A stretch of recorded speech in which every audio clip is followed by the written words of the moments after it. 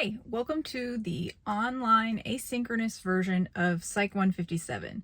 I'm going to be posting a video from a past semester where I explain the syllabus in detail, so please take a look at that.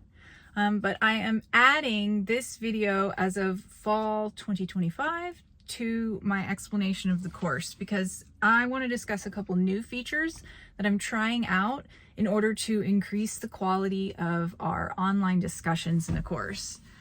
So if you've taken online courses before, you know that it's actually challenging to get a really robust discussion going in the discussion board.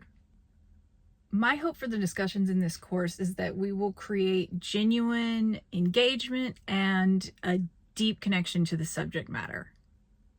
I'm going to try a couple new things that I think are going to help us achieve that goal, but I'm also really counting on you to bring your unique voice and your beautiful organic intelligence to the discussion board in this course.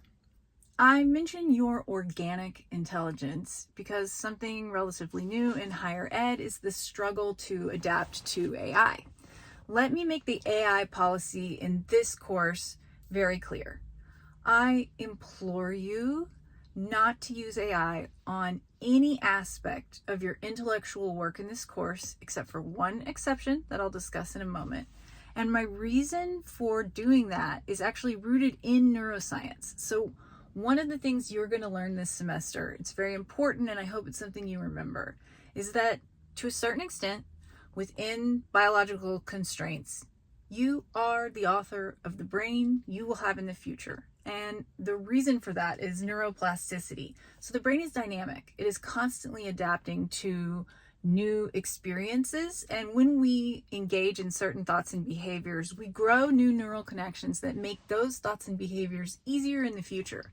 So by struggling to use our organic intelligence to engage with material on the discussion board, we're literally building a mind that is going to be better able to engage with neuroscience concepts effectively for the rest of our lives. And that's obviously what we want to do here.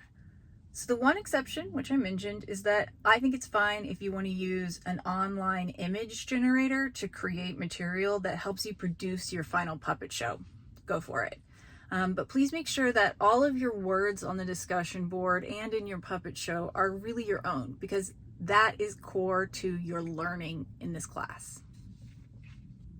So besides suddenly having an AI policy for the first time in my career as a professor, the other new thing I want to try out on the discussion board is picking some richer questions.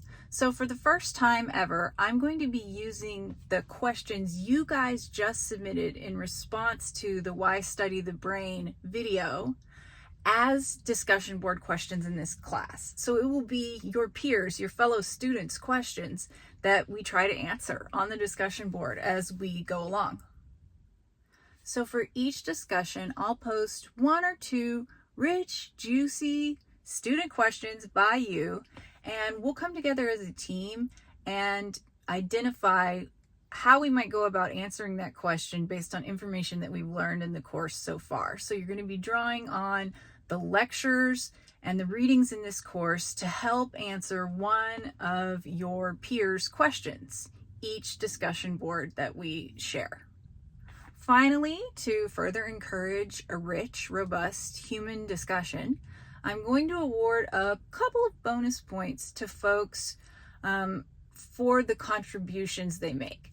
And this will be based not on the quality of their original post, but actually on the quality of the reply that they make to someone else's post. So I'm especially looking for, really engaging with what the original poster said, maybe bringing a personal example to light, being brave enough to ask questions if you don't understand what they meant, or just something that really creates like a back and forth and engagement between you and the post you're commenting on. So when I see extra special responses in the discussion board, I'll throw out a couple of bonus points, and that'll just be a fun new feature.